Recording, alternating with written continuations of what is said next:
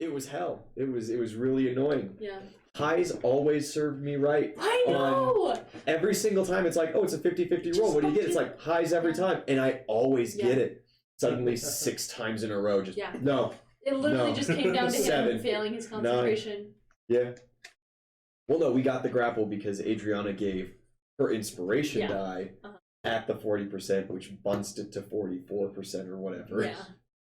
Which just did it because Zhao had like kicked dirt on him or something to reduce the chance from 50 to 40%. It's like, I told Tafa, I was like, literally while this was happening, I was like, where's the donation page? I'm gonna go pay for another roll right now. I couldn't find the link. It should just be. Tafa told me where to find it. Yeah, you just scroll down right below where you view, and it should be donate, and it's Big Zhao getting ready to punch. It's in the About tab.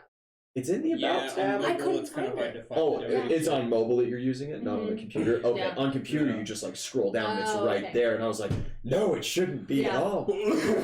Yeah, unfortunately, there's I was literally gonna help you guys. I was like, I'm gonna go pay for a roll right now.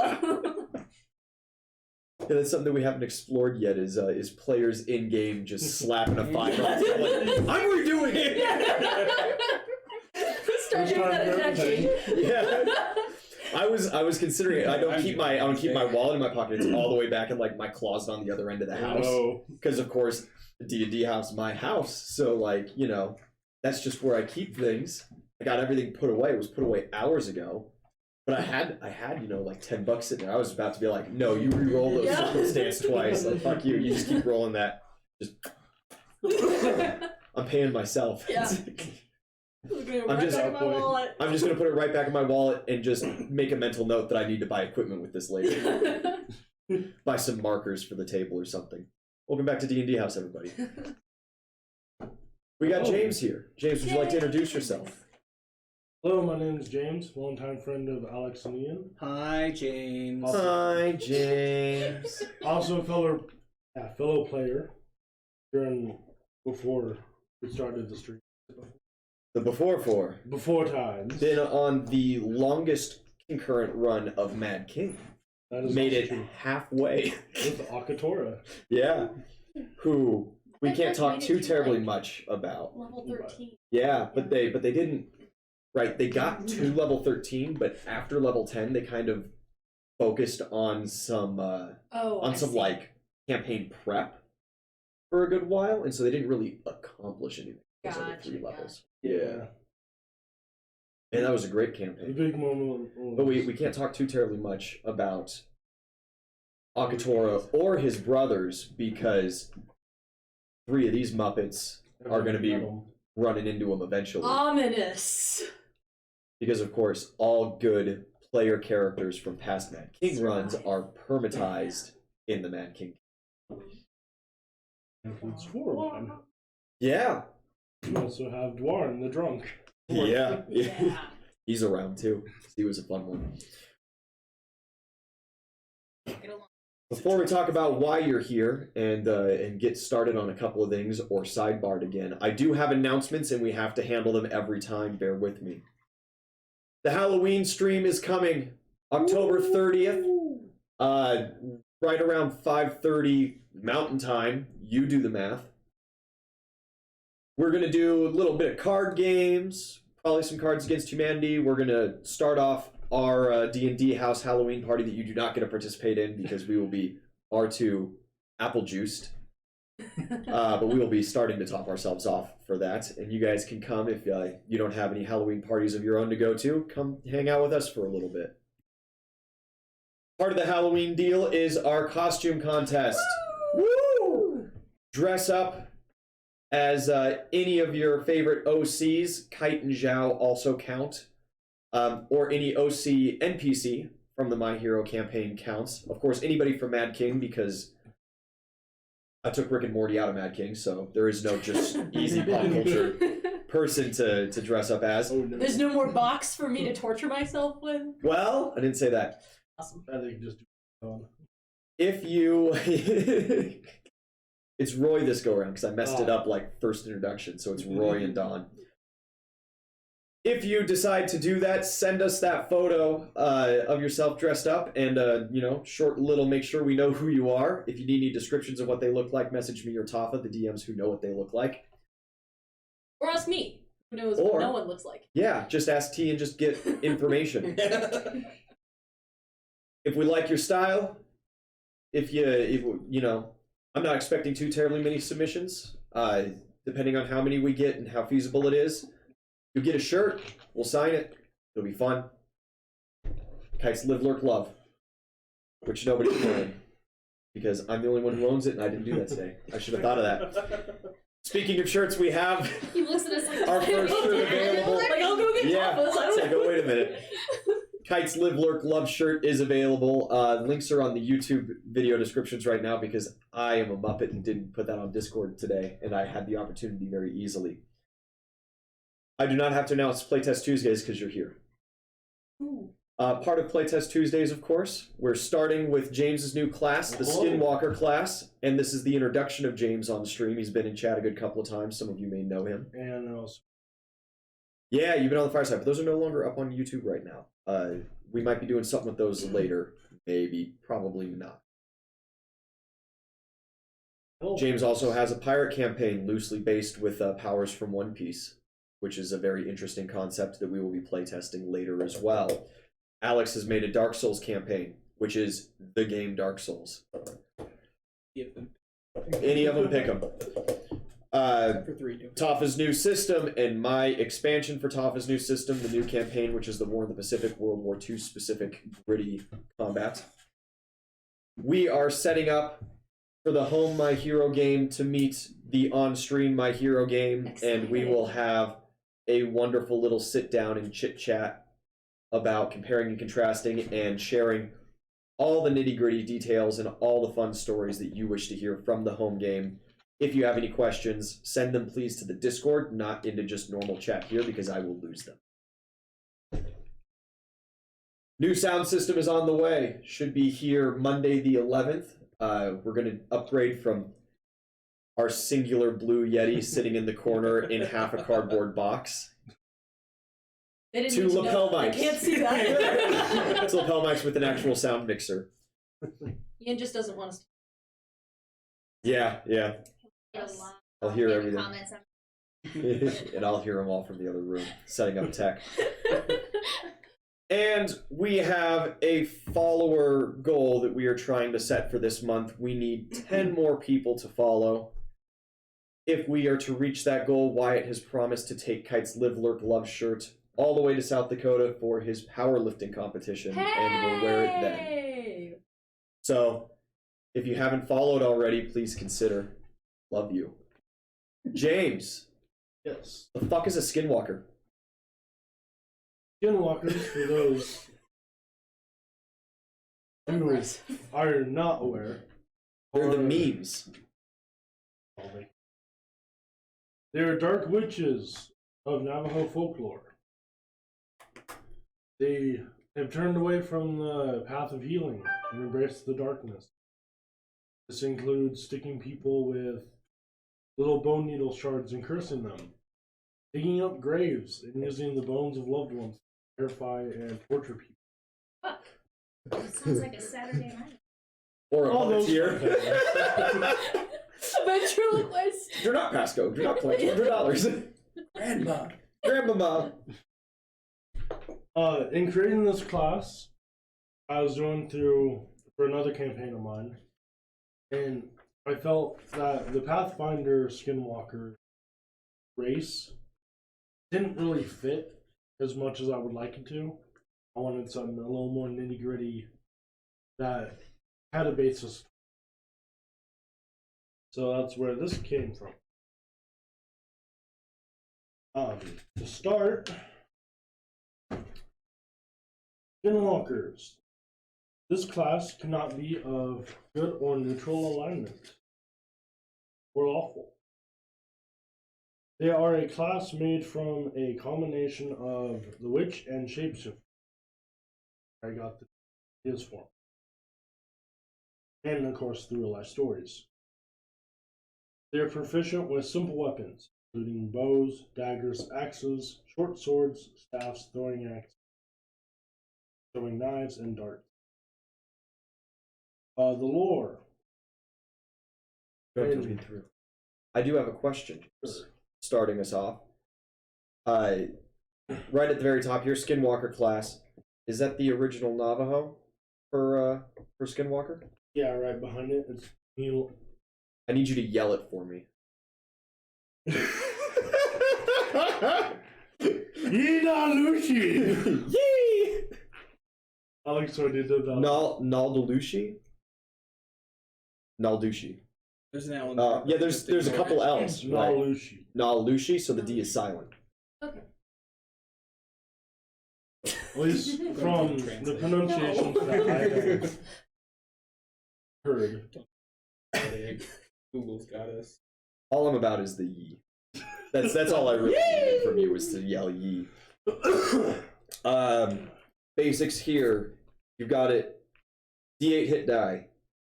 2 skill points per level plus intelligence, and full base attack. Yes. All right. Keep that in mind. We have 2 good saves, 1 average save. All right. So Good saves: Fortitude, Reflex, Average Will. intended to be a melee class. I know that it says that they're versatile, but like, How versatile? I don't know. I'm questioning the full BAB melee, but with only simple weapons. Well, the simple weapons are there if you do use them. Most of the time, they're going to be. Yeah, you get the claws. Okay. Start at the D4. Now, you started a D4 and go, did you set just kind of arbitrarily when their unarmed attack goes up? Or did you take off of, like, Monk? Arbitrarily, I wasn't. Again, first time creating the character, so this is the rough draft. For sure. Yeah, and that's good. That's fine. It looks like, I mean, you started at a D4, so you're not going off the Monk. Unless you did the small size, but it immediately goes up to D6 3rd level. Yeah. So no. 7th level D8, I see. And is that as high as it gets? Yes. Okay. I would consider dead, giving them an improved natural. You know, level 3 attack on a natural, and then buff the natural, and on. Instead of what? Instead of just giving them a great increase eventually. Yeah, it's just a dice increase. Yeah, no, that makes If you give them improved natural attack as a class feat, that will help as well. I just feel like they're going to fall off really badly, even level 10, as far as damage. And obviously, you know, it's not going to be a horribly damaged. They're kind of a utility with X's. But gotta have some. If they're going to be in melee combat, they're.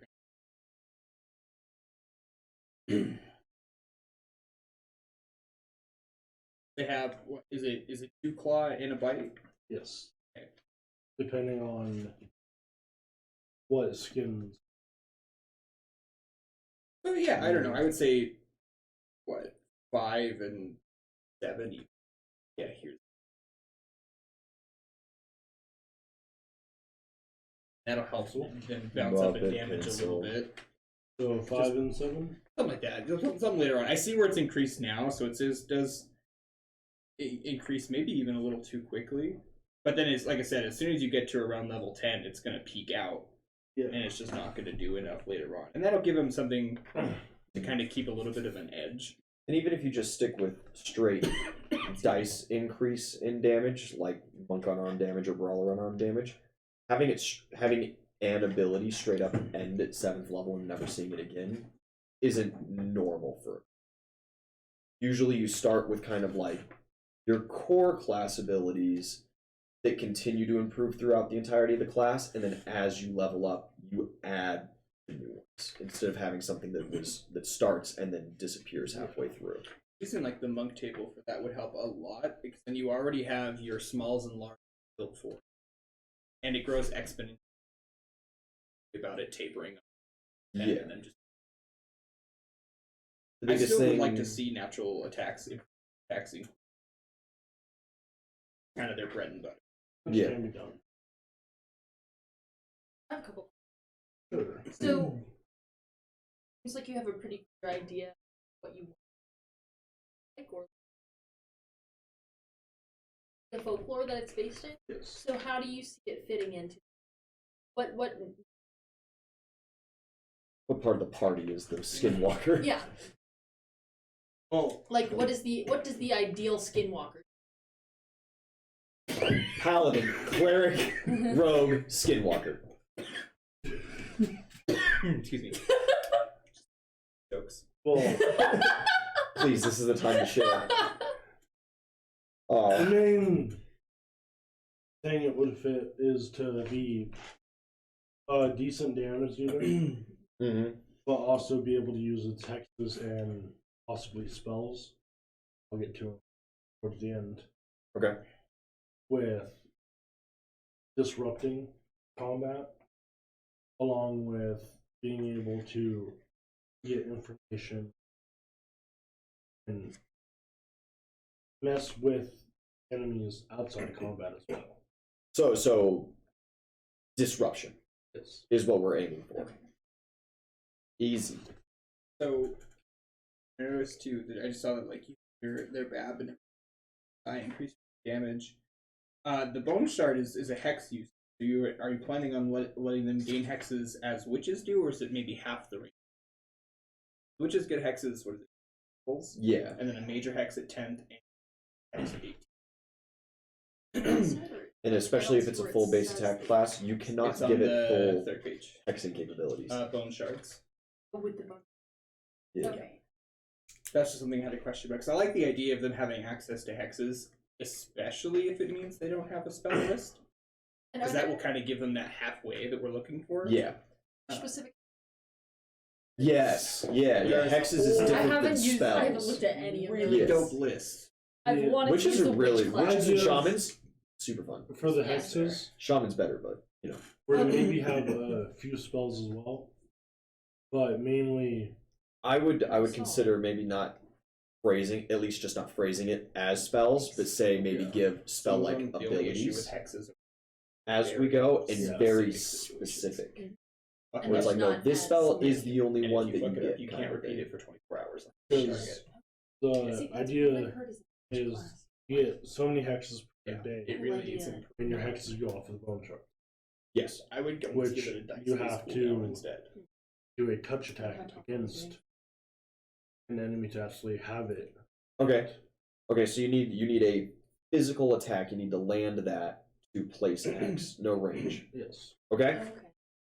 Okay. Or we could do it ranged. What about like You an could probably arrowhead build- for a bone chip and just Yeah, build an archetype for it, like a Zen Archer Let's maybe put a little form for a bit, and then we'll get into maybe like a story or something. I would like to just go to this like third page real quick. I would like you to go straight down, study target, bone shards, voice mimicry. And let's talk about each one of those just individually. And then we'll see how we kind of want things to wrap together at the end of that talk. So is study target the same as like a Slayer's study target? Or is this a totally different ability that functions way different? It kind of functions the same, only your study target allows you, once you have inflicted a bone shard, Okay, so it is reliant on the bone shard. it allows you to gain information and also helps give you a bonus to this min- Okay, so it does not give you the bonus to attack and damage rolls. Okay. And then the bone shards is the way that you place a hex, and you are using the witch hex list. Okay. Voice mimicry. Voice mimicry is really simple. Mhm. You choose a study target, and you are able to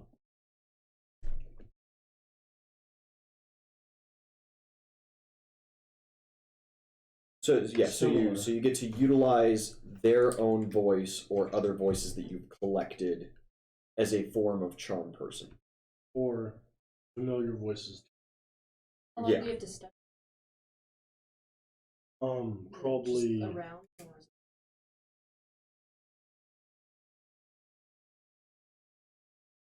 outside of combat, probably a minute. I would get rid of the distinction between in and out of combat, especially because if you're having it function as charm person the spell does not generally function in combat, so there's no real need to make that distinction.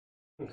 Plus, if you have it set to 1 minute, with kind of how this class is setting up, this is kind of the guy that's going to really fuck with reoccurring villains, kind of deal. Yeah. 10 rounds of combat isn't the single craziest thing in the world. So a voice mimicry is an ability that realistically is only going to be useful out of combat. Mostly. Yeah. I mean, of course, there's always those creative ploys, but by the way that it's written, by the way that it's going, it's an out of combat ability. Okay. That's not charm person. Next would be the Totem Craft. Yeah. Which allows you to make small totems to kind of drive people off. So are you doing this as like a bonus item creation feat? Yes. What level do they get that at?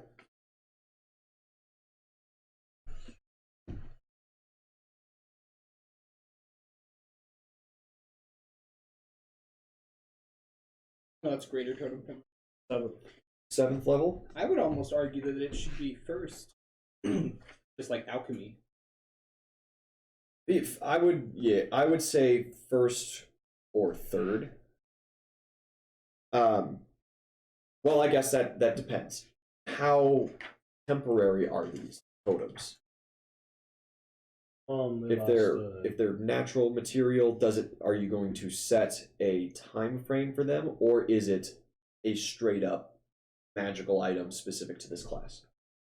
I guess it'd be a magical item. It'll be a permanent one. I would recommend 3rd level, because that's right at Craft Wonders items, which is where I would put a totem.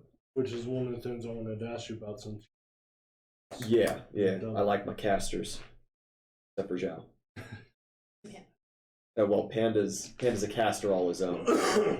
That's for later, T. We don't talk about that here. Not yet. Are you going to make a list of totems, or is this just a fancy way of saying Craft Wonders items? There'll be a list of totems. Okay. What kind of totems can we expect?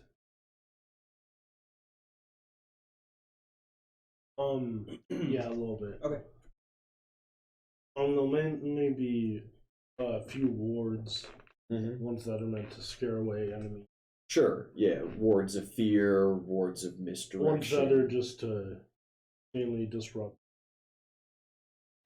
Another out of combat, more specific out of combat. Or are there going to be totems where it's straight up, they're within the realm of the totem, they're getting -2 to attack rolls? That was one thing I'm thinking. It hit up top. Totems we had. That's why I was thinking, and that's why I wanted to ask. Yeah, Topham's got a decent system for some of those. Okay, the vocal mastery is the increased form of voice mimicry? Yes. Okay, and all that does is just allows you to add intelligence. What's the normal DC for voice mimicry then? Is it charisma based? No, it would be wisdom. Okay, so they're going to be a wisdom based class, but this exclusively allows you to add intelligence on top of that. Either wisdom or intelligence. I would change that up. So regardless, since they're doing a save and you're doing this as a spell-like ability, a charm person, they need to add one of those mental abilities. The two that would make the most sense would be either their wisdom or their charisma. Now, skinwalkers probably aren't the prettiest things in the world, so I would go with wisdom. especially since they're a mentally insane class. I would shy away from doing any intelligence added to things. I would increase this from functioning as a charm person to potentially functioning as suggestion, where instead of feeling like they really should go do this, now at least for short, easy commands, they have to go do it. They're compelled to do it. Okay. Instead of just inspired. Because the biggest thing with charm person that a lot of people get wrong is charm person does not force an enemy to do anything.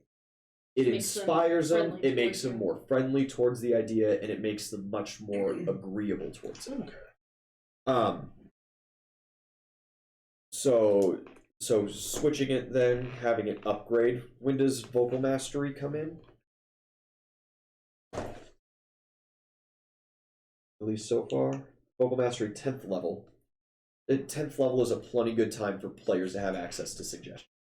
A lot of full casters are going to get it way before that.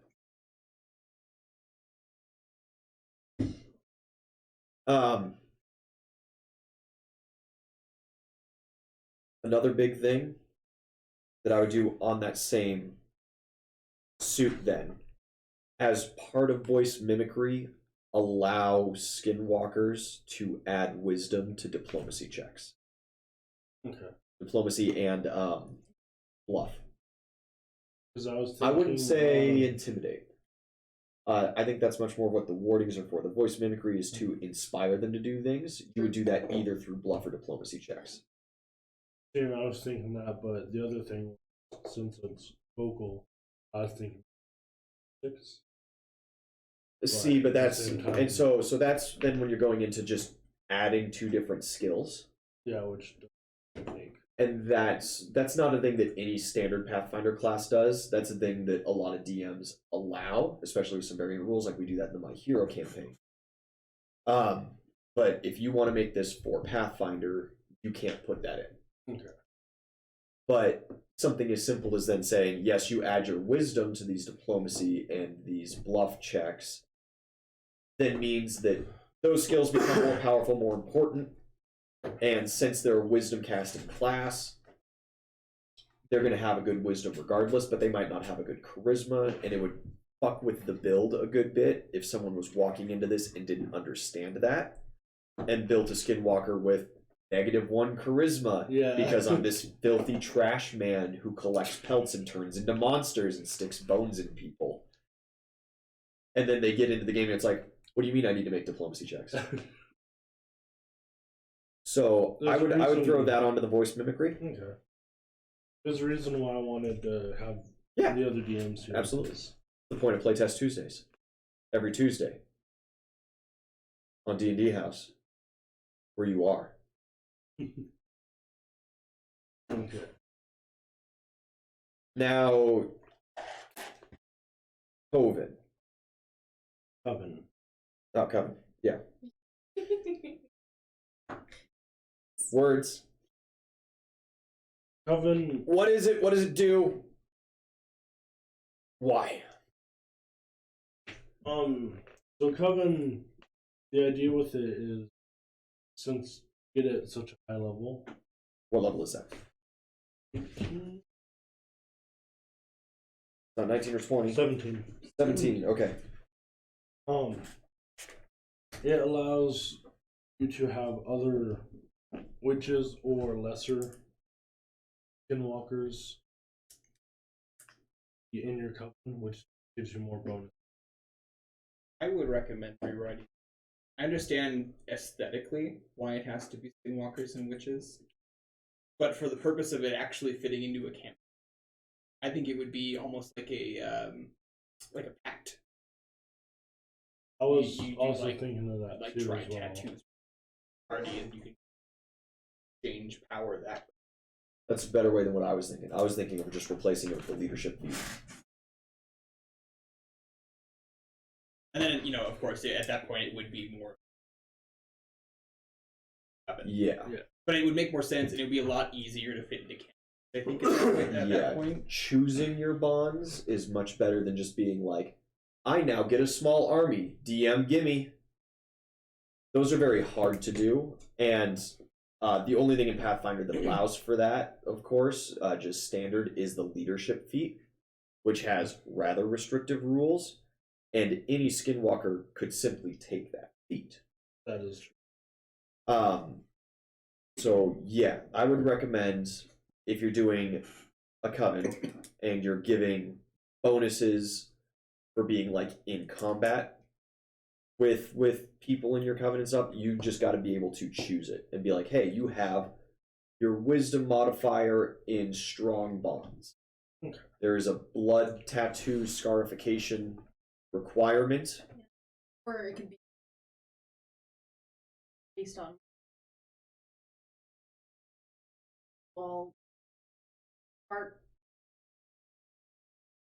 heart together. And a ritual. Some fun little ritual. Some flavor thing. That of course can be just left to DM discretion. That too, I would start kind of delving into Alpha's warlord tactics and stuff Dude, like that. I was looking at the warlord too. The only thing, at least in real life, is with skinwalkers and they believe very strongly in it. So we don't know a whole lot because they don't tell a whole lot. Right. Thank God it's time for you to write their story. Yeah, Jay. I don't know about that one. In this set. Don't walk into that. In Minecraft. Maddie will turn you away. What kind of bonuses are we talking about? What are you giving them at 17th level? The idea was more simple bonuses to maybe an attack or Right. with their bone shards. A problem that I'm seeing as a bit of a trend here. I have 1, 2, 3. I have 3, kind of 4 with Totem Craft, kind of 5 then with the Greater Totem Craft. Out of combat abilities. I have yet to see a straight up, you are in combat, this is your special thing that you do in combat, besides the claws. Well, the bone shards are part of The bone shards is the one. I would, if that's the case as well, also move attack or weapon to a much lower level. That bonus with you. I don't know if I would do it teamwork feats. Teamwork feats are fun. I don't think the Skinwalker is the teamwork style class. Yeah. I think that the Coven is going to be much more, or should at least be much more in function of the Skinwalker claiming the other party members, or NPCs, or whoever the Skinwalker so decides to claim. And when you are there because you have power over that individual, you then get to siphon from. Either way, I would still move it down from. I would move it down from I level would say 17 and give it some kind of 5, step increase. Because that gives you a chance to build with your party and NPC. Yeah. And maybe every other level give a new coven, a new power, coven power, or a new bond. Maybe alternate. That would give them, 4 powers. Well, you could tap into really cool things at that point too, like spell sharing, like per familiars. Yeah. And then that will help increase the combat capability of the Skinwalker as well. Because then you could deliver spells from one of your pack. If you do things like that, would then the voice mimicry ability apply to coven members? Why would you want to cast suggestion on your party members' team? No, I mean like the Why ability not? for There's definitely some times I would love to be able. No, I mean like the way Uzel, you will not talk about this. Itzeli has a plan. We're following Itzeli's plan. No, see with Roll the Uzel, die. we just throw him in and let him talk and don't give him any directions. That's no, I mean like the way that you can cast spells through familiar. Could your coven members use vocal or voice mimicry in your staff? like especially if you're trying to lure someone, you know, they run out ahead of you or whatever, or they herd someone in towards you. I could see that. Another interesting idea is that this ability allows you to mimic class abilities from your bonds. So you bond with your barbarian and you gain rage. Yeah. Yeah. You copy the ability at 4 levels lower. So you bond with your rogue and you can choose to take either evasion if you're of 6th level at that point. Or you could choose to take their sneak attack, and at 20th level it would then be at 16th level. That could actually be really interesting. It's like, especially if you have like a magic heavy party or you have like a sorcerer on your party, you could take from their line. It is a magical pact you have with them. Yeah. That also then opens up into the very real possibility of the Skinwalker being able to, in some of these campaigns where you can kind of branch a little more, not only then bonding with really cool NPCs that can't hang out with you all the time and taking your NPC's really cool ability for yourself so you have that cool ability even though you don't have the NPC, or going into the woods on some crazy spirit journey and bonding with some kind of magical beast and getting an ability from the bestiary. Well, it looks like there's some provision for that, right, in your mythic wild shape. Yes. Yeah. Now, of course, the wild shapes, as we get in, you are giving that as per druid. Yeah, only it's a little more spaced out than the druid. Up to 4 at 20. It's just a little less. And even that, it'll technically be mythic wild shape will. How does a mythic wild shape vary? It just gives you those magical beasts. Instead of there will be a list. Instead of just mundane. beasts. You can choose. There will be a specific list of magical beasts. So that's why then the Coven would be really good, right? So your list. God damn it! Your Coven. It's not Oven with a a C. Oven with a C. But then that's why that ability could be then extra good, because odds are dragon isn't going to be on your list anywhere, right? No. But you could coven with a dragon and be like, I require your fire breath, and you just get the dragon's fire breath, but at that 4 level lower mark, or that age category lower mark. So, but then the question is, I think, pack like, up with Santa. That's exactly right. We can pack up with Santa. Give me your magic man. Santa already gave me a magic reindeer. I need his ability to sneak down small chimneys as well. oh god. We already have that ability. We're small. Yeah, we're small. I need his ability to fly around the world in one night. I need light speed from Santa. If you have like pacts or bonds with your coven members, and you can take like specific abilities from them, then are you limited? Like, do you have to say, okay, I made this pact with the rogue, and the only thing I can take from them and choose now is evasion, and you can't switch it? Or like, would you be able to switch it? And if you switch it, how often can you switch it, and how many times?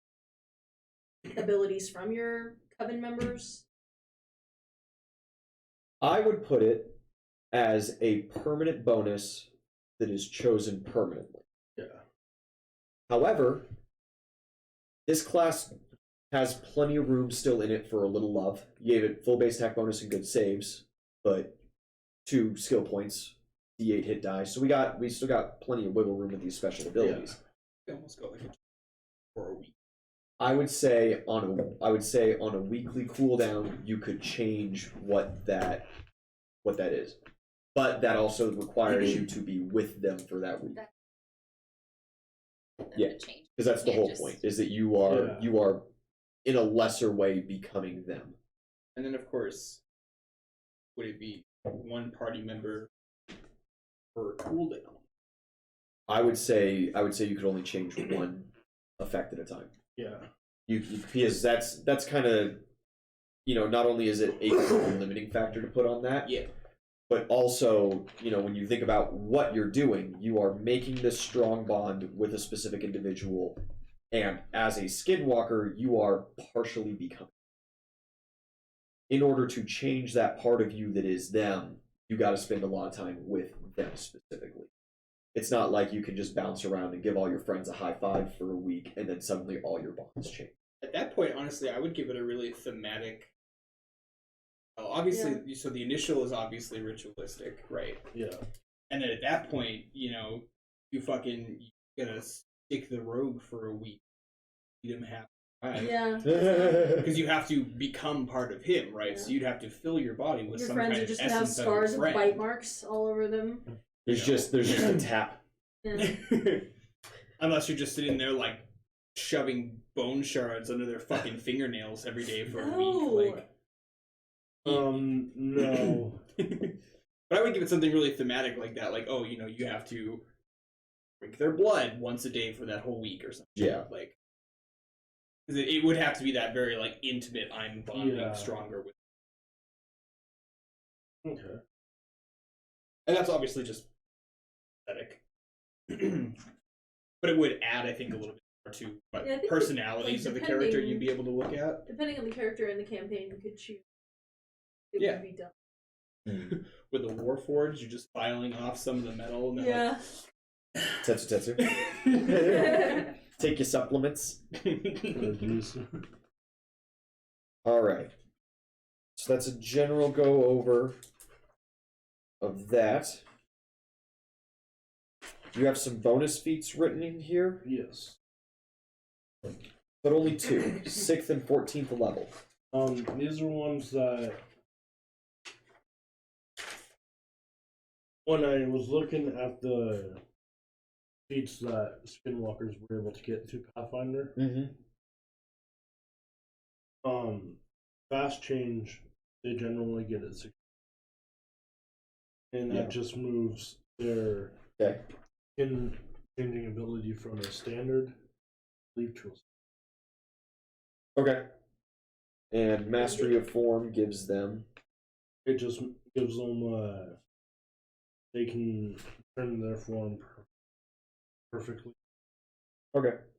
So, like, with the animal skins versus the wild shape, can you have any number of animal skins, but you are limited to how many skins per day? You have whatever you transform into, you have to have the skin. Yeah, the skin is simply a limiting factor of what you can. Yeah, but it's not just going to be like a list of these are like the animals that you can use for animal skin. Any animal skin you get, you can use. Skin. And then it's just however many transformations you have allotted per level. Every animal skin you get, but not every magical beast. Magical beast lists are set. Yeah, because that's at 20. Yeah, I would love to see at that point as well, kind of the same limitations we have with wild shape, where you can grab a skin of a little tiny lizard, but you are a size medium lizard. You hit X level and learn to become that size. Yeah, just maintain level mastery. Maintain it as wild shape per rules. Yeah. Until of course you get to that mythic wild shape, but at 20th level you can turn into whatever size you damn well please. Isn't so it doesn't the matter idea what though natural too beasts that are realistic skinwalkers are going to be able to stay in their chosen forms rather than a druid? Generally, and also with skinwalkers, what we know in real life is they can never get the form perfect. Yeah. All of them real life skinwalkers.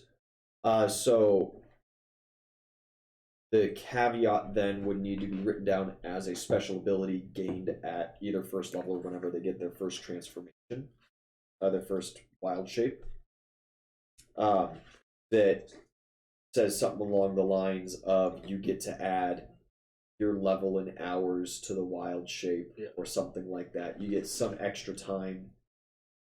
However, you get a -4 to disguise as that actual animal. And with the animal skin consume, like, is the entire animal skin used up in the process of transformation, or can you?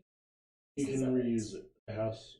Oh, okay. So it's not like it's not a dissolves. it's not like an ingredient. Gotcha. It's not a consumable. So as product. long as you have it It in has your to be belongings. on you. Okay. And then also not switch from animal skin straight to it. You have to go back to humanoid form. Right. Mhm. But if you have like 5 animal skin transfers per day, could do that. You could go. You're a bear now, then you're a human for a round, and then you're.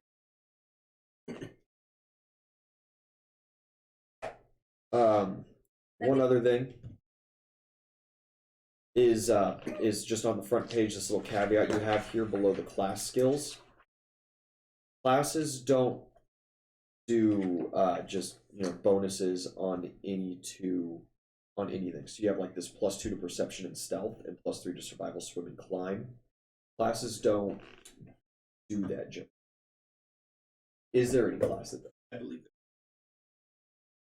Really? With Pathfinder, race for skinwalkers, those are abilities. Yeah, that you races in do that animal all the time. When in animal form. I think I forgot to much more. Okay, so that would be something to add to that special ability. Like Bard. Bards get to add the half level, the bardic knowledge, but that is a skill. That's not something that's just written into the class. Yeah, that's you have to get to that level off the top of my head. and get your bardic knowledge. Mm-hmm. And there's plenty of classes, of course, you get like maneuver training is the brawler, where you get to pick combat maneuvers and you get the bonus to that. But those are abilities written in, they're not sitting right under your skill points plus ink. You give me the ultimate book. Ultimate Wilderness. The least familiar one. Because the ones I brought was The newer one. Newer one. Yeah, Tier so it's 5. pretty sure That's it's the this. Skinwalker and then the advanced class guy. I know it's super, super rare. Yeah, But if so, this would be the only case of me seeing it. I don't think. There's tons and tons of races that do it, but I have yet to see a class that does it.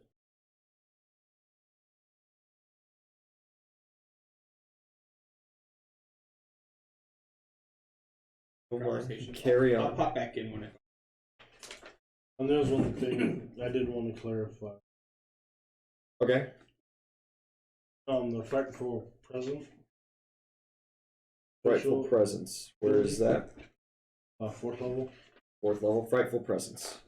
Okay. That will be only when they're in their animal form. What does Frightful Presence do? I don't believe we talked about that. What I would. D&D. A god. Like.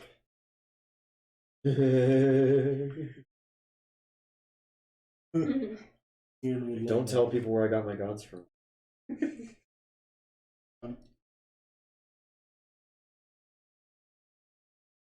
Yeah. It's an interesting concept. Okay. This special ability makes a creature's very presence unsettling to foes.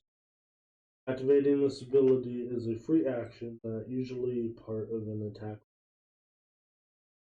Opponents within the range who witness the action may become frightened or shaken.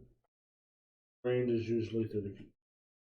And the duration is it usually 30 feet or is it 30 feet?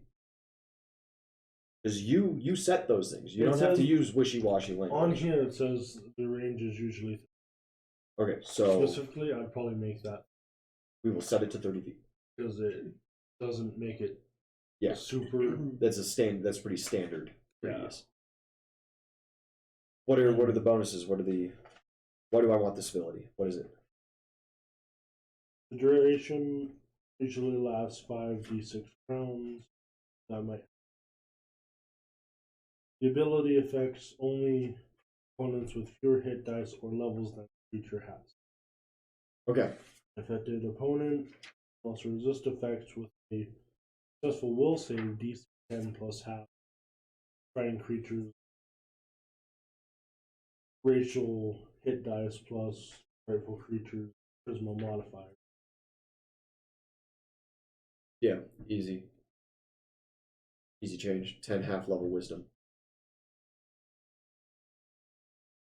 But what are the actual effects?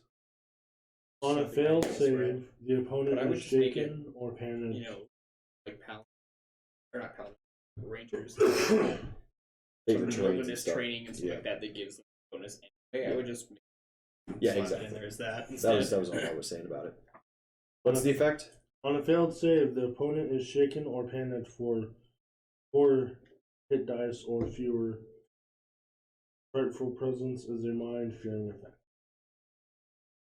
Okay. And that's just when they're wild shaped. Or skin change. For one. Okay. Easy.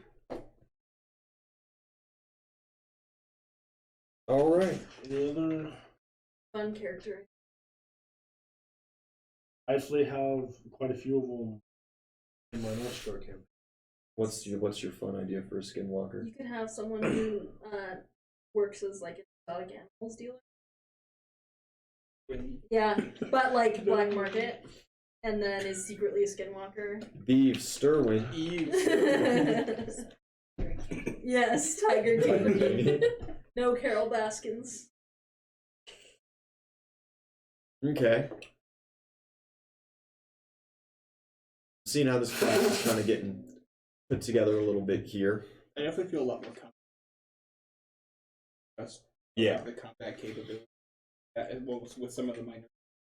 That's what was my big worry with there's, with the exception of natural attacks, very little and some hexes.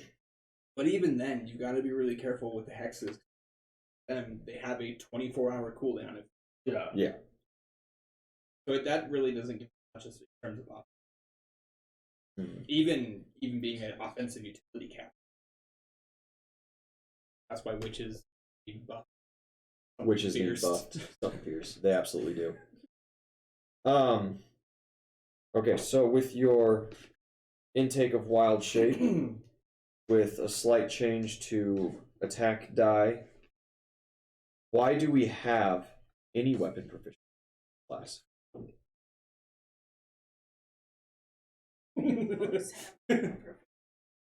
Why? Well, see, monks have monk weapons, right? And when you think of Shaolin monks, you always see them with their little staff or their little rope dart and stuff.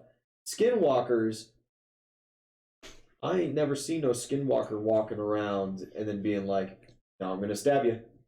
Have you seen a skinwalker? But No, I'm skinwalkers I'm good about. are I'm good at what I do. also indistinguishable from regular people.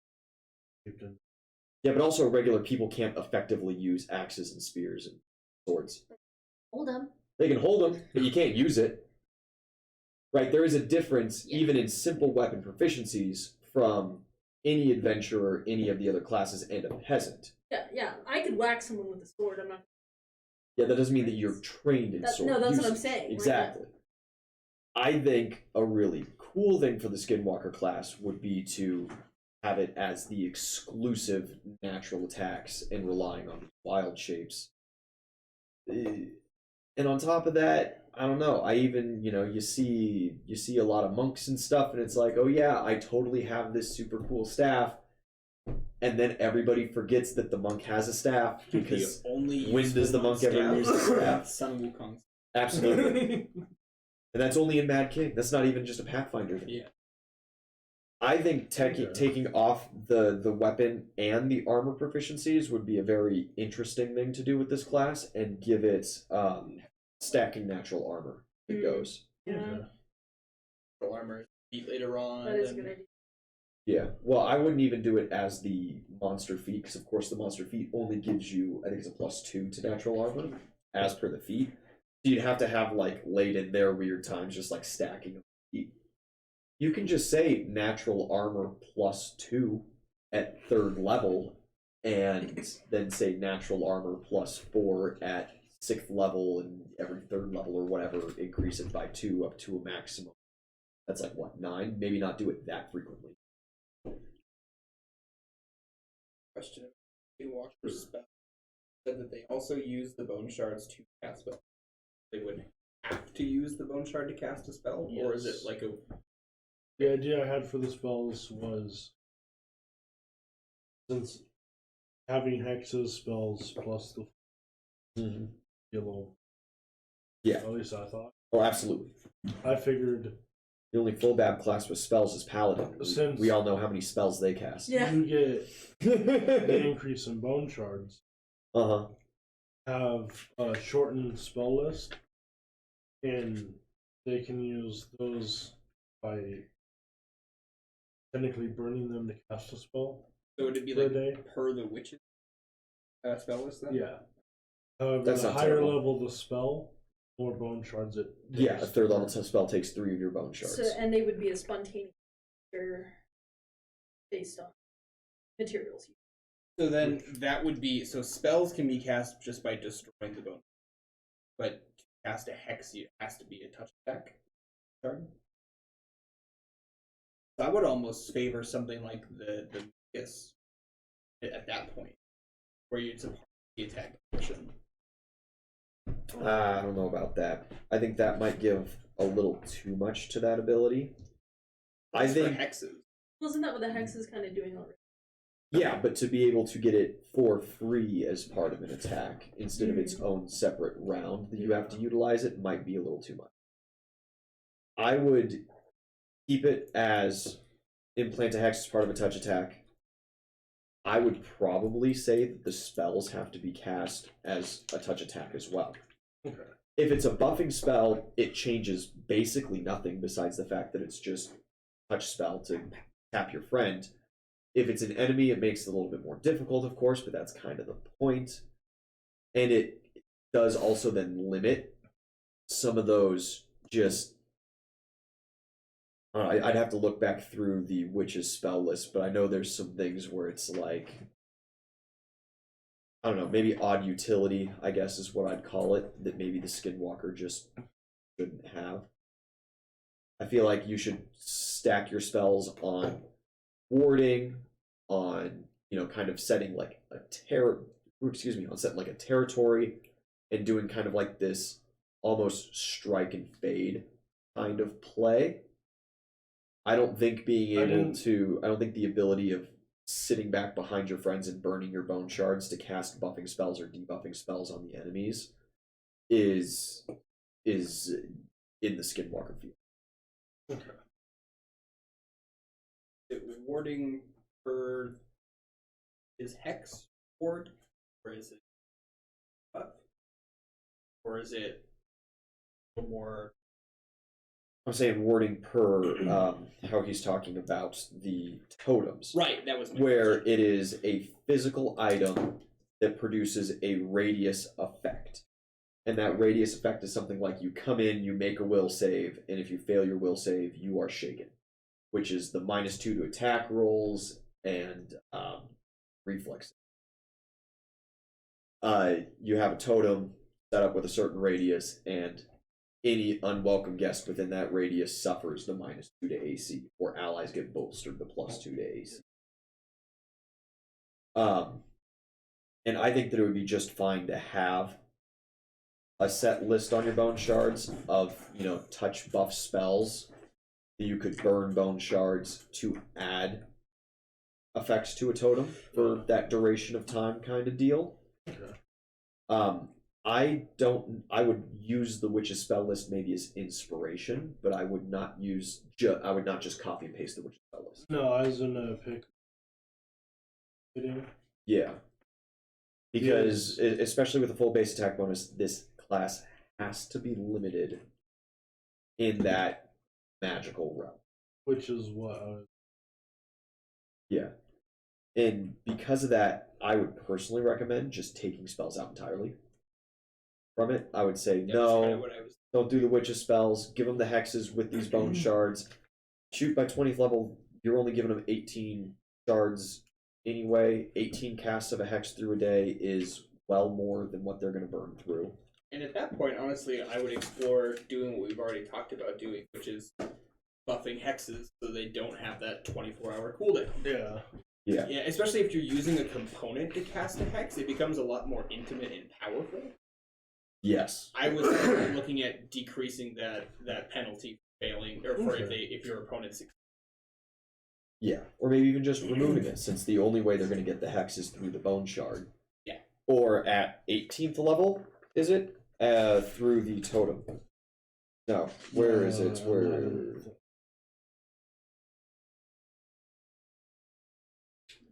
11th is Efficacy Greater of the Totem totem. Craft. 11th is the Greater Totem Craft, where you can put a hex into the totem. Yeah. I would either move that to a higher level or add the caveat then if you're going to increase how the hexes function. And it's like, hey, yeah, you know, instead of a -2 to their AC on the Withering Hex, it's just straight up double, it's -4 or something.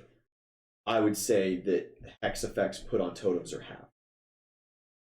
You know, at that point. Of course, for your totems in general, you're going to have to write into what exactly a totem is and how that functions. It's going to have to be a save per a certain amount of time.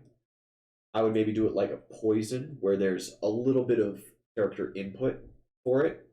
The cost affects how often they have to do a save. Base is once a day kind of deal. Okay. But that's all stuff that you're going to have to do basically completely on your own and then come back to us with. I said this was just the 4th rough draft. No, yeah, totally. And this is looking good so far. The other thing I'd recommend is maybe using Excel to put out what the levels have and have a different sheet for the levels, just organization-wise. Google Sheets is the free version, which is fantastic. Just so that way I don't have to read this weird, you know, +1 attack, Well, 2, 4, after 2, I did flex this, 0 will kind of setup. I then realized I could do the columns and Oh, stuff. yeah, you can also do that It's in like- Word, yes. Just like the Warlord class did. Just like Toppen did for the Warlord class. Yeah. Just little cleanup things. All right, sharks. What is our decision? I'm buying this class. I'm in. I'm in, yeah. I'd buy it. You got some skinwalkers in your campaign. Tell us about Norscar. What is that?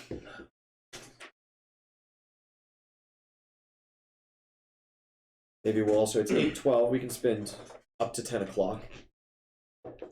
Well, Northscar is my first campaign I ever created. It's based in the same world as Mad King, Hey. only to the north, 50 years after the defeat of the Mad Very great. Well, it should. It takes a long time for the changes that James wants to implement into the world to actually affect the world after the fall and everything like that, you know? When we first started playing your play test, You're like, oh, this may be a few years. it was like and it's 30. Like, what? No, it was 30, and that's like Yeah. It was way finally too set short. for being 50. Then you're like, oh, this is the same Lucian. And I'm like, oh, this changes everything I have to do now. This motherfucker's gonna die. That was a little to mess with. It was good. Alex and I had a small run through when James first wanted to do some DMing, where we ran Norscar campaign, and I played Lucian from Mad King with Alder, played Pierce, and we pretended to be brothers, halfling and a gnome. Chris wound up playing a kobold. He was our cousin because we couldn't quite swing the brothers in that one. And we aimed for a no combat campaign. And boy, howdy, we got as close as players can. Yeah, it was We came up with very interesting. so many strategies. We had Burning Bush. That's how we handled the entirety of the first encounter of goblins. Is we started a fire at the beginning of their cave, smoked half of them out, burned them alive in the giant burning bush, Cover. and then we just took logs and pushed it through the cave to just like chimney sweep it. We then had 2 smalls in a trench coat. We had some deer that we had harvested, made a big leather trench coat out of it. We put Pierce on the shoulders, but Lucian would be backwards, and we would sit there and pretend like we're a panhandler with broken legs. And there were peepholes in the back of the trench coat so we could spy in all directions, so we could have all-around vision. Oh, God. We would prepare explosives, and when goblins were stealing neighborhood kids, The exploding kids came from this. we made exploding kids, where we then would make dummies of the kids, put them out in a fake camp, and Lucian would have a raven that he had trained to do like generic drunk high schooler sounds, and then the goblins would sneak in and just lob a flaming arrow into the camp and just detonate the whole We thing. leveled a cult meeting, but we have to go back to that because how we got into the cult is even better. Oh man, the cult was phenomenal. You ever see Shrek? we collect some information on this cult. We find where they're going to meet and when they're going to meet. Show up a little late to their meeting. Guys, I hope we're not late. We gotta clean up before the fuzz comes here and finds all the artifacts and stuff from after the meeting. Shut up! What's the password? Yeah, we challenged them with the password before they could challenge us with the password. Got the password that way to then gain entrance. We then said that we were from the Union. They don't even have dental. Maked our way through, had some really wonderful baked treats. Every campaign is like, do we have dental? Yeah, we got your toothbrushes right here. That's why it was from this. You don't have dental, you get people breaking into your cult. Yeah. Crashed their entire meeting, talked to their like big important guy, and it's like, oh no, we're from the real chapter from the capital. Where we work for your boss. Right, like you're not our boss, but we're also not yours. We're just co-workers here. Yeah, he was just like dumbfounded the entire time. Faked an attack on the cult to legitimize our cult status. We got a message out to our troll. Yeah, shoved a Altivo column into the fucking opening to block it. Killed a couple people. Killed a couple of the cultists outside, and then we escaped out the back door with them to concrete our brotherhood. Yeah, to seal our pact. Very fun times. Fucking chaos. We then had Alder follow them back to the inn they were staying at, where we then utilized Dwarin, who was our NPC, he's a drunken alchemist dwarf. Yeah. That's where Two Smalls and Trenchcoat came in. And that's where Two Smalls and Trenchcoat. The bar while he was panhandling. Yeah. You were watching the bar. I was up top panhandling. So we were making money while spying on these people. Dwarin goes in because they'd never met him before. Gets them all shit-faced. Once they get absolutely sloshed, we go climb the outside of the building into their room. The window wasn't ransack the place.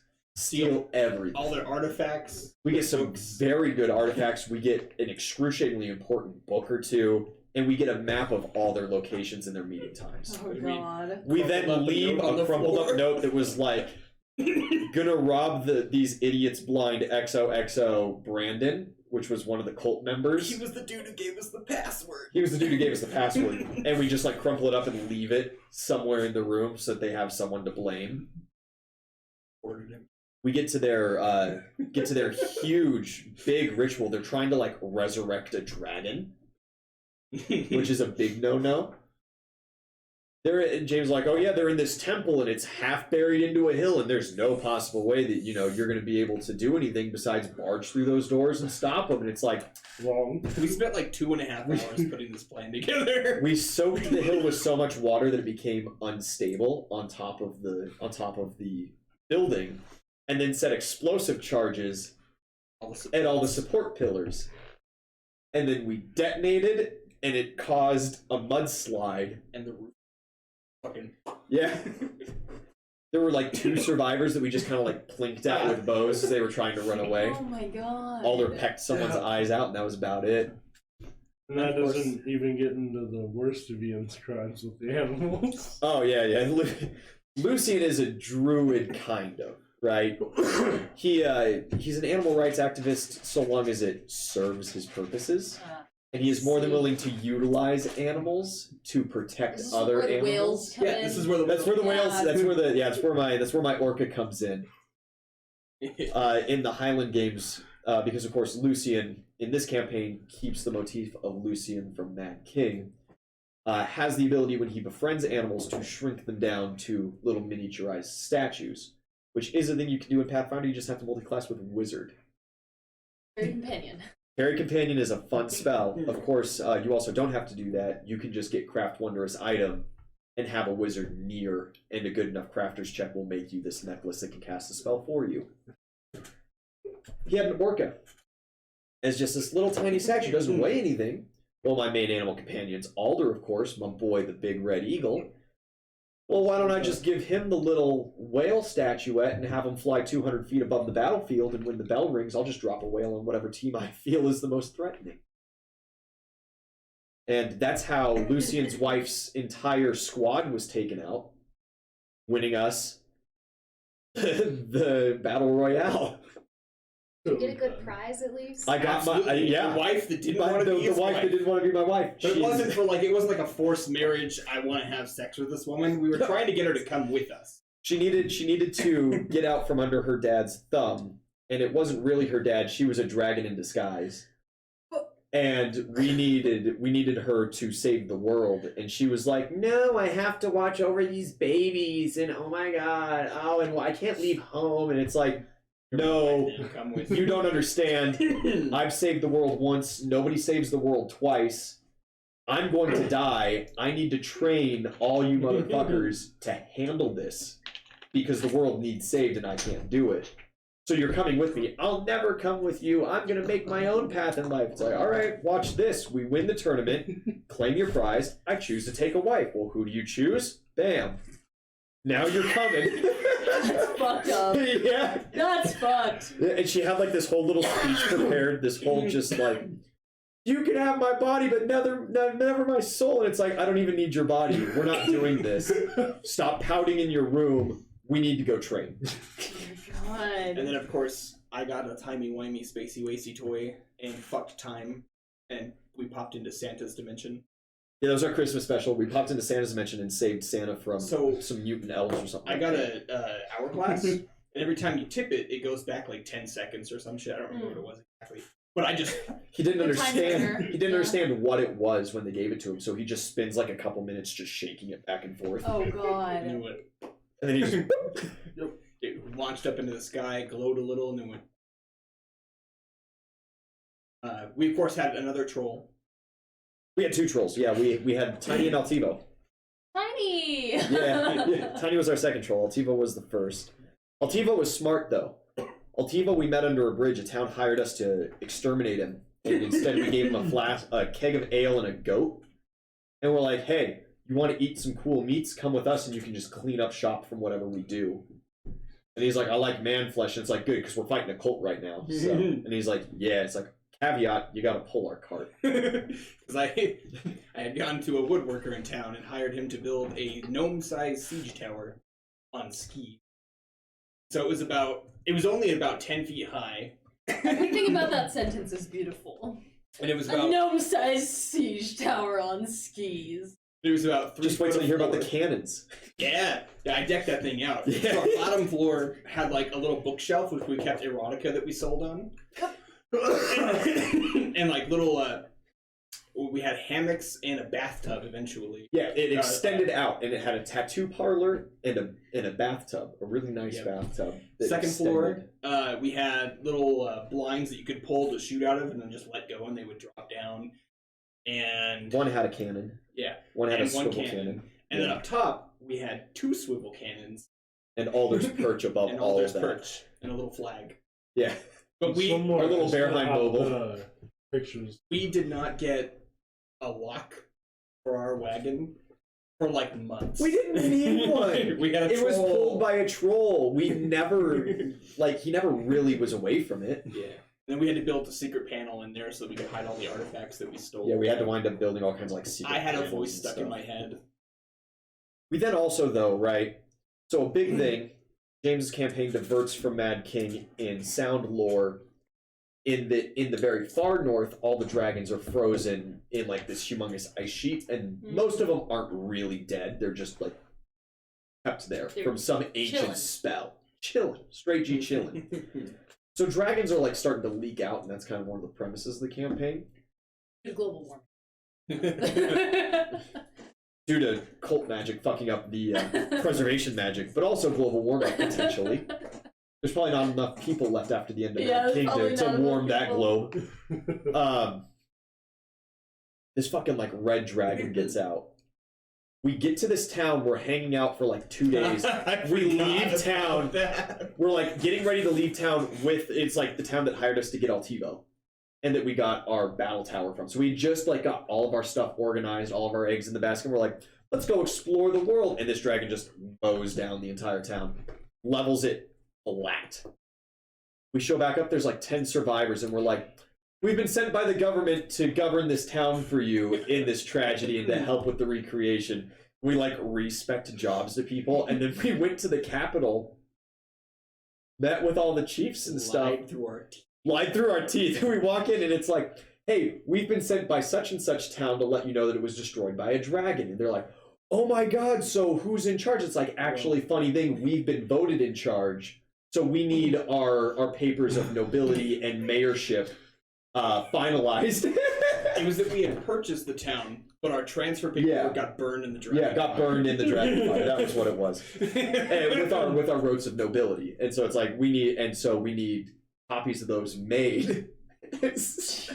So we got wrote into official nobility and mayorship, which then gave us access to their town meetings, where all the different tribes were getting together bickering about what they were doing about some great potential war, where we then became orcs' rights activists. We had been nobles for 4 minutes and we were already like, fuck you, the orcs are people! Not even, we were walking out of the clerk's office and walked by the meeting and just let ourselves in. Mm-hmm. Yep. So it was less than 4 minutes. And then I got I got a note from one of the nobles, and it was like the quick brown fox jumps over the lazy dog, and then she signed it. Because Pierce was our master forger. So I spent weeks learning her handwriting. We were drawing from like their treasury and shit.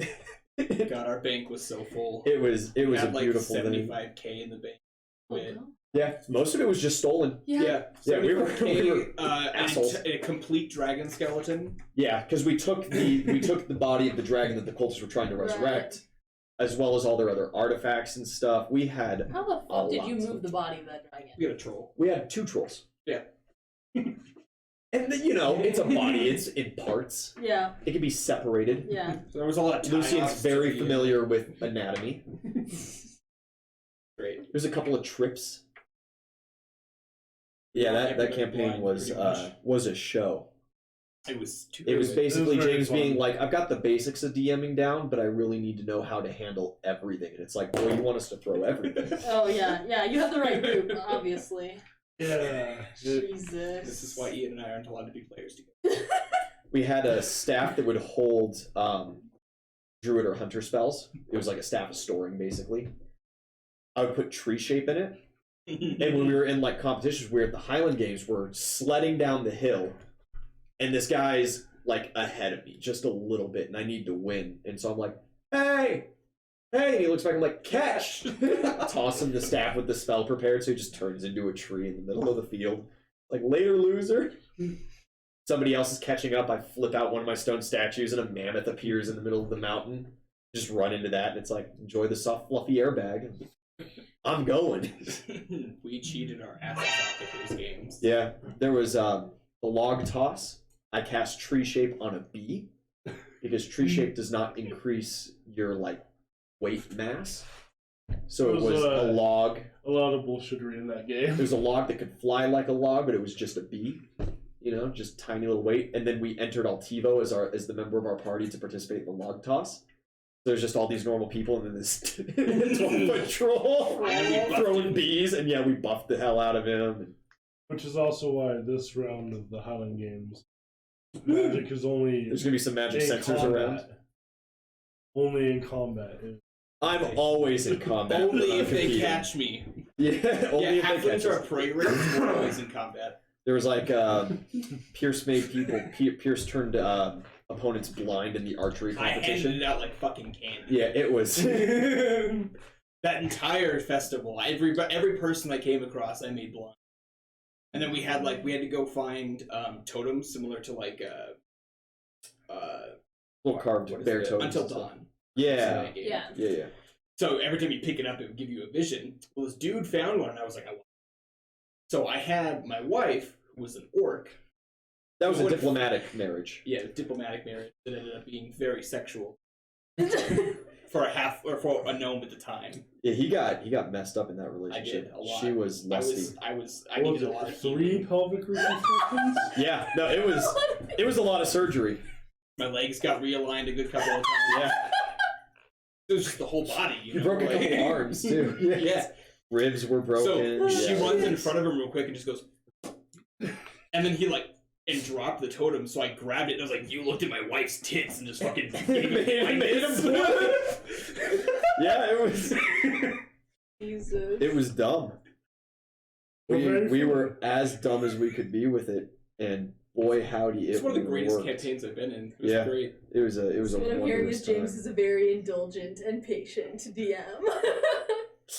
Well, most of our stuff It was all rules as was rules as written. Yeah.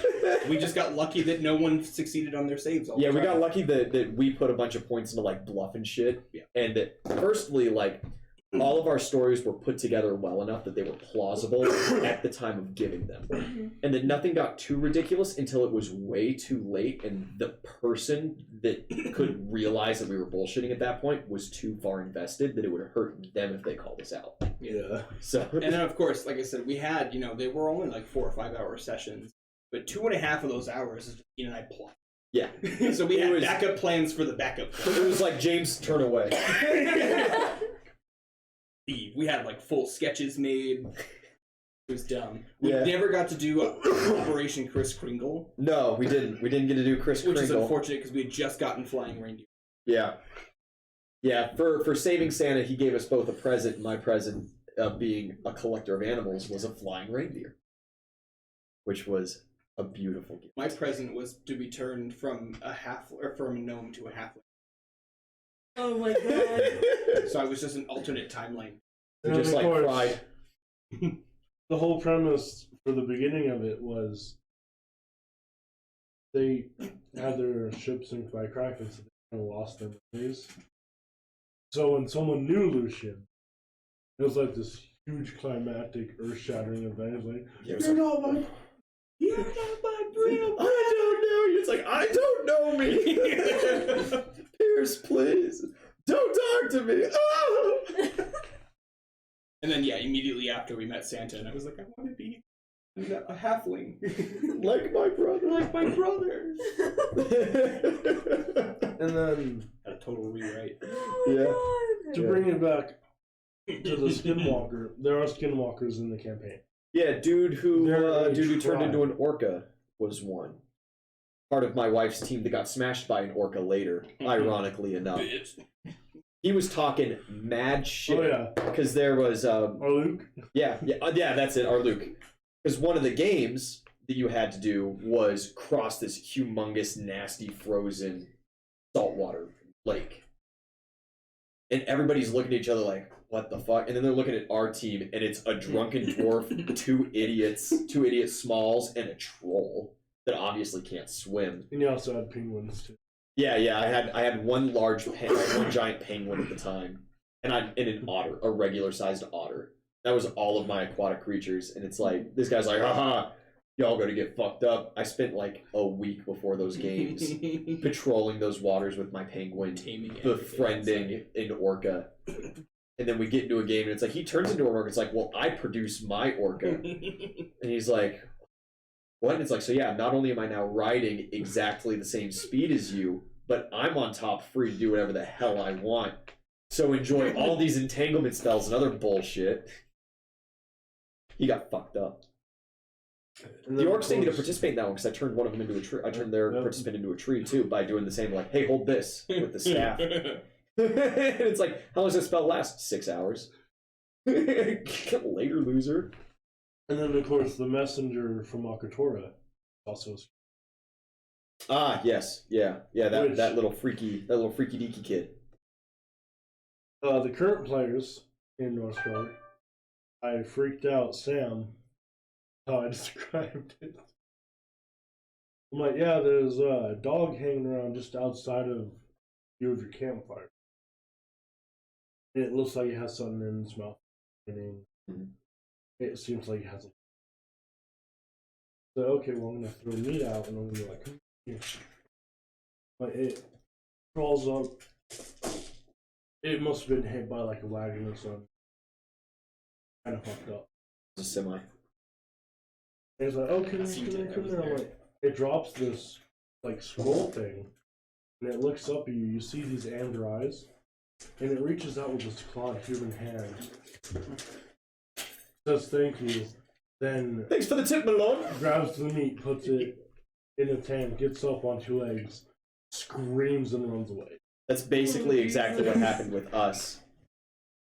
We were just like, man, that was fucking weird. Yeah. He was like, thank you for the tip, my lords. And we're like, yeah, no problem, buddy. And he was like, and then just like turns and runs like, what an odd fellow. And then we just went right back to plotting.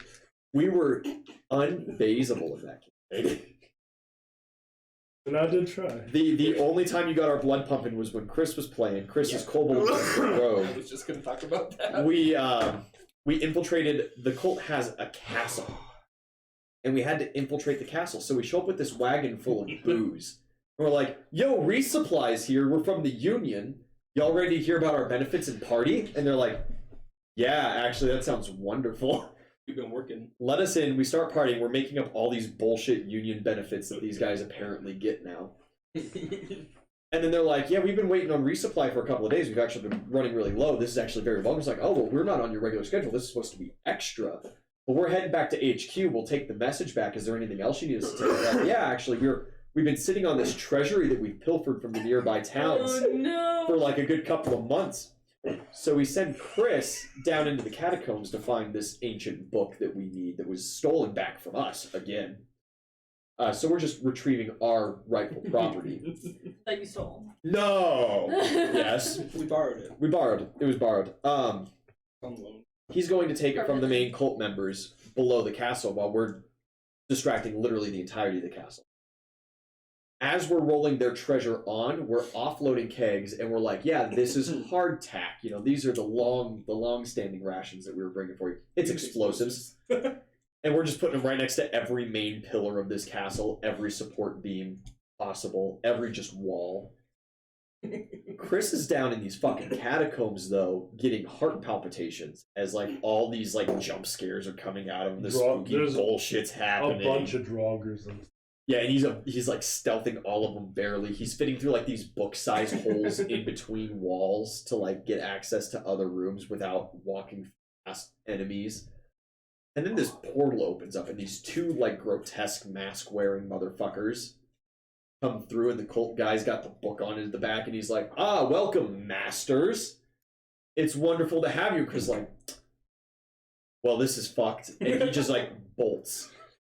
Tears the book off the dude's back, looks at him, goes like, "You, yeah," and then just runs and starts diving through holes. They're trying to chase He took him. a feat specifically for Yeah, this. he took feats just for that. Snatch Just to and grab. dive through holes. Just to, yeah, to dive through the holes. Yeah, he did. He took the rope talent for it. Yeah, right? just Yeah. like So he's like passing through these holes like nothing. They're trying to chase him room to room. We're up getting drunk and having a party. He shows up and we look, and he's just like, now we need to go. barricade. And so we start just like, we go and we latch the trap door and put like a couple logs over to just seal it off while everybody's partying. And we load up that cart and we fucking dip. And as we're on the way out, we just hit the plunger and the whole castle collapses on top of itself, killing all those people. And then the boss comes out of the wreckage not like 3 rounds later. And we're like, Altivo, double time, please. Yep. Yeah, we put haste on both of our trolls at that point. And we got away. We got away barely. But he was like, yeah, you look back over the rubble, you just see like their piercing, glowing red eyes. They stare at you, watching you leave, and we're like, we're with the Union. And that's how we got most of our 75k gold. That was a hefty chunk of it. It was liberating that castle from the cultists. Yeah, we liberated the money from the cultists. That campaign was one hell of a go. See, I would almost be more keen to reintroduce Pierce if you wanted to in a situation like that. When they show up at a cult meeting and I'm there like in the cult robes and I'm like, I'm part of the Union. I am also here with them. What the fuck are you doing? You're in my con, man. You're in my turf. Get the fuck out of here. You're gonna ruin everything. I've been conning these bastards for years. You don't know how much money I've made. Get out. we could do that. I think that would be a lot more fitting than taking the spotlight away from them in the games. Yeah, because that'd be a damn shame.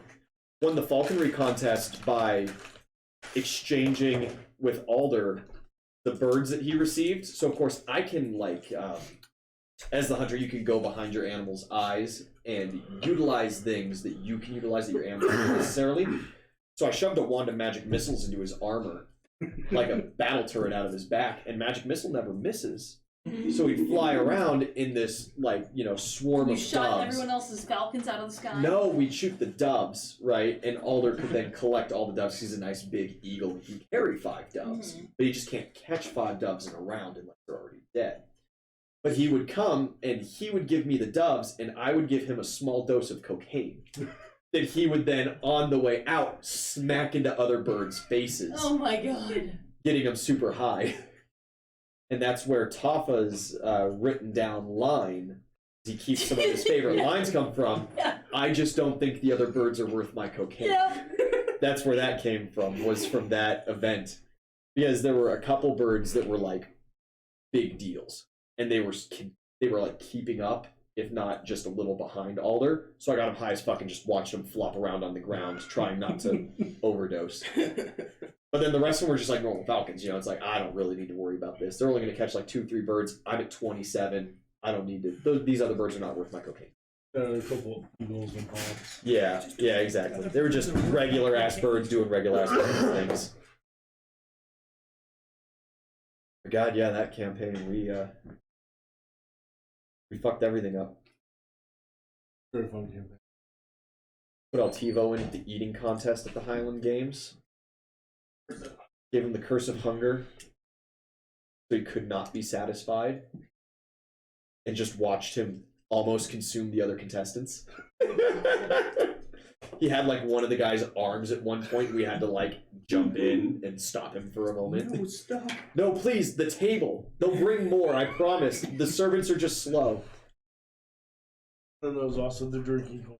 Yeah, Dwarren destroyed that, but Dwarren's never been sober before. We So what do we almost killed him, I do? think.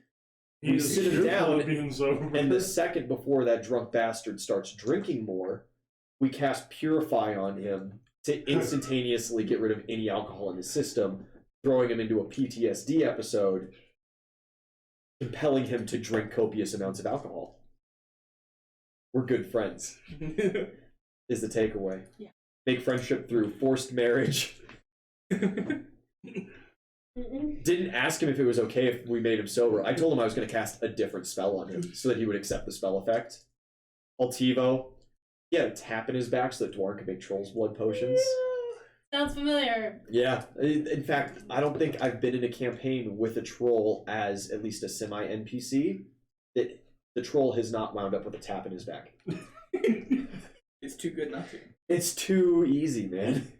Overpowered, it's perfect. You make him your friend. Especially Kay in Hammer of the Gods.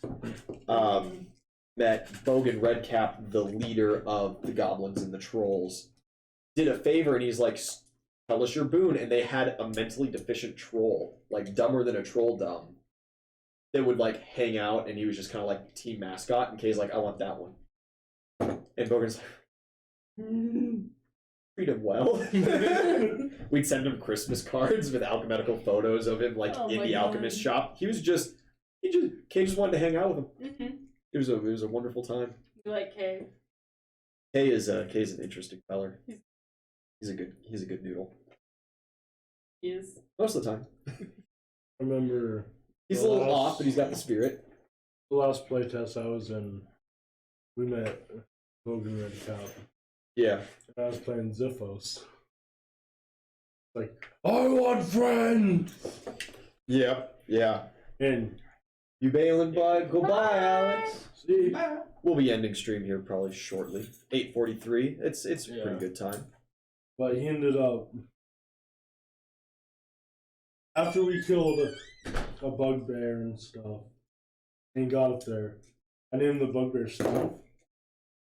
And we're getting ready to go do stuff. Like, by the way, I'm taking Steve with me. What? I'm like, taking Steve.